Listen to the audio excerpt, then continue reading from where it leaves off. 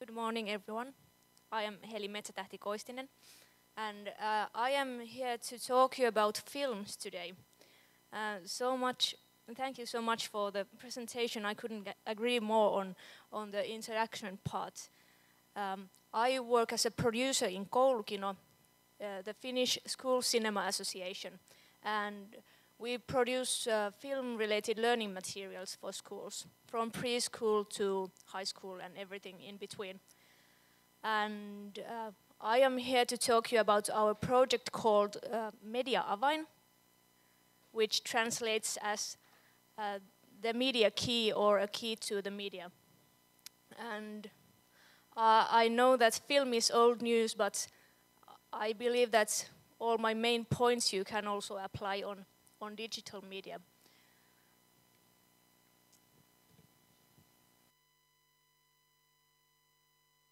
I'll start by revising the Finnish age limits since they are crucial for our work with the media key.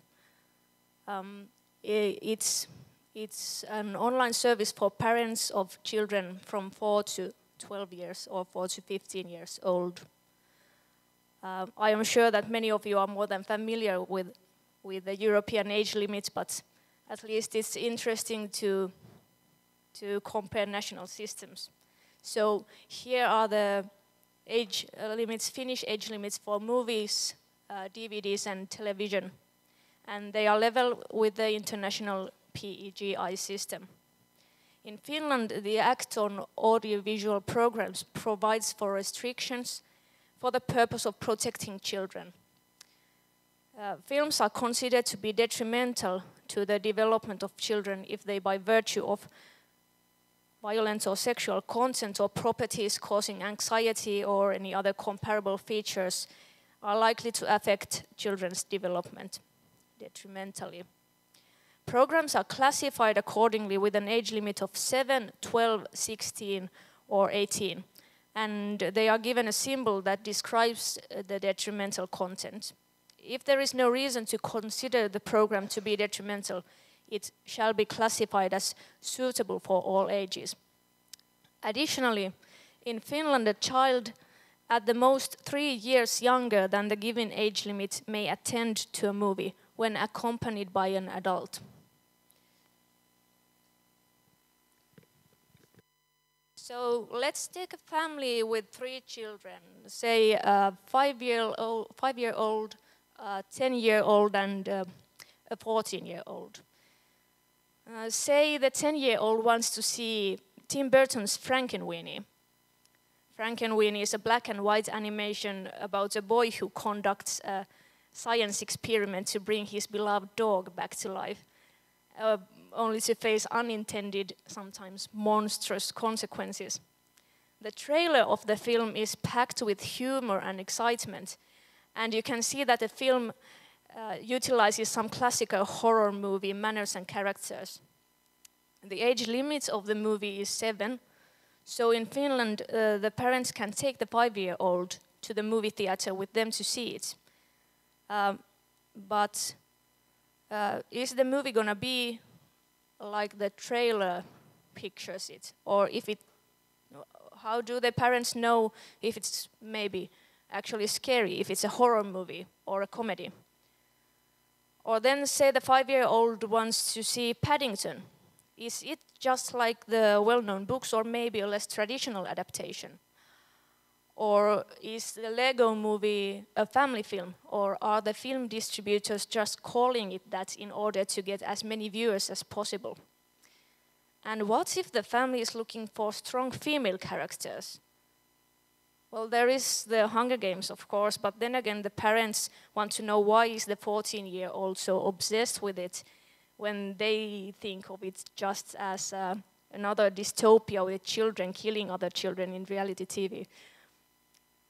So when parents are looking for information on films, there are usually 3 sources available: age limits, marketing material, and film criticism. Age limit, however, contains information only on the harmful content of a film. It tells nothing about the themes, about the atmosphere or the target group. Trailers, advertisements and movie posters naturally work by the logics of marketing. They make everything appear interesting and exciting. And film criticism mostly weighs the aesthetic value of a movie from the perspective of an adult viewer. There is a vast field of information between these counterpoints, and the media key wishes to grant parents access to this information. So as we already discussed yesterday, the emphasizing of benefits and positive content is still more of a new trend. But the need for information, the need for, so to speak, positive age limits has been for many, many years already. And because there is so much more than just sex and violence in films, we wanted to bring positive content into the spotlight. And here are the 3 questions we've carried along since the Media Key project started in 2013. What kind of information parents are looking for? And what kind of information they should be looking for, even if they do not yet know it? Our goal is to help families in making media choices and points out opportunities of gaining good impact. At the same time, we are able to point out quality content for children. What is good content in films, then? Our steering group for the Media Key project has included professionals on age limits, developmental psychology, and media education. We want the Media Key to lean both on the research information and the practical experience. A few examples. First of all, a positive atmosphere and success in film can be very empowering. You feel good when a superhero saves the day, or a nerd finally stands up against her bullies, no matter what your age. Safe environments are important, especially for younger children. Happy endings and messages simply enough reinforce feelings of empathy and justice. The discussion over media stereotypes is ongoing, and there is always a need for characters breaking up stereotypes and offering a more versatile worldview. There is also positive aspects that derive from cinema as a form of art and culture, intertextuality being one of them. Not to forget that everything doesn't have to be educational, but there is room for things just for fun too.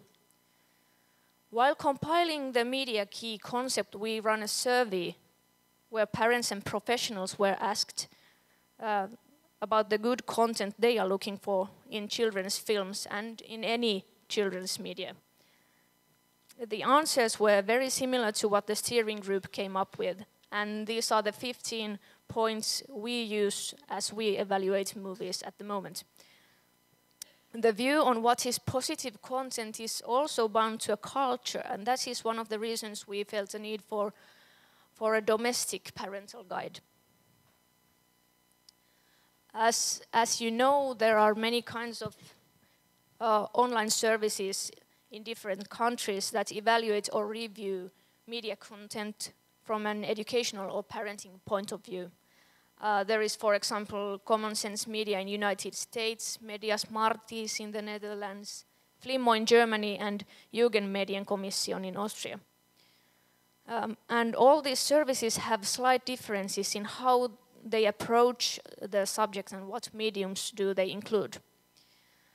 In the Media Key project, we have ended up with a threefold guideline. First of all, there is a chart of developmental stages. We have divided children into 4 age groups: preschoolers, school-age kids, preteens, and teenagers.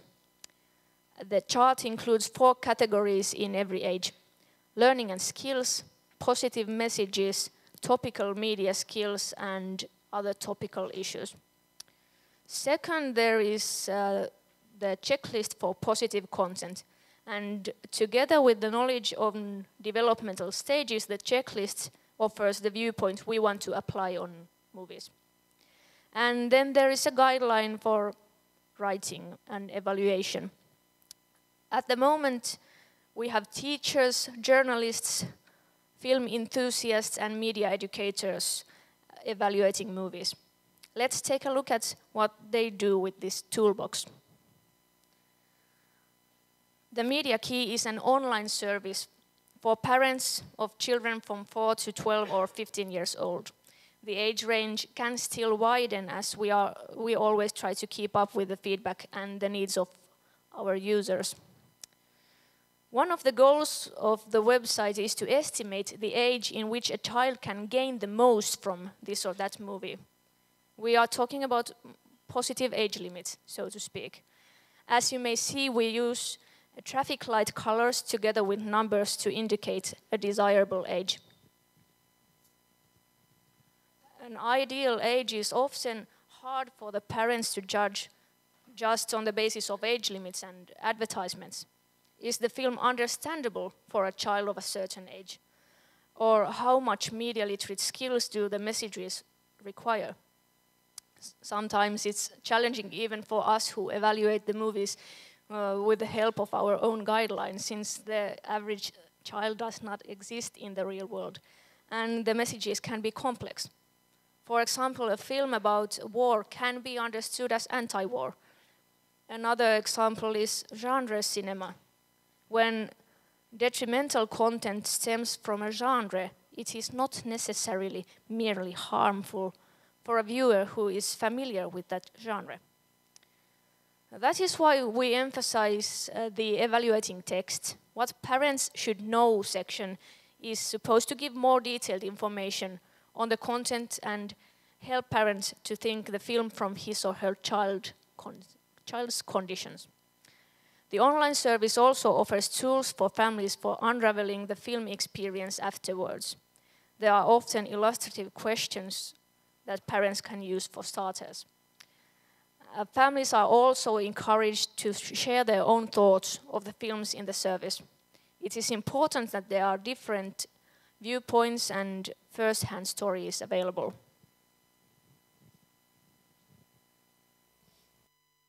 So the year 2015 has been a very interesting year.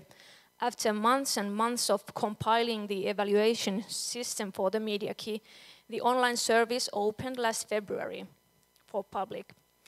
At the moment, we are about to include books and digital games into our online service, as we work alongside with the libraries and game educators in Finland. That being the case, we must also upgrade the checklist for positive content, since every medium has its own characteristics.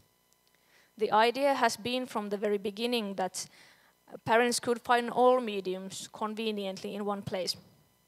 One of the main goals of the Media Key is to offer families more tools of media literacy so they would know what kind of content they consider positive and where to find it.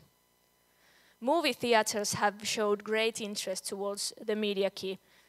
It is something they need in their work every day. Also, film distributors are beginning to see the potential of the Media Key with their customers. What I have noticed myself this year is surprisingly that it will take time to get parents genuinely interested in good content. Parents lack comprehensive information on detrimental content also, and they are looking for that information first, and that is completely understandable. But the thought that films can offer material for building a strong self-esteem or a broad-minded attitude, for example, seems still quite new. With books, for example, it seems more obvious. Everyone knows that Harry Potter includes themes of coping with teenage hatred and differences, and that it offers good, relatable characters. But cinema is still often taken only as entertainment or only as art, as if it would be wrong to see it as something beneficial at the same time. Thank you.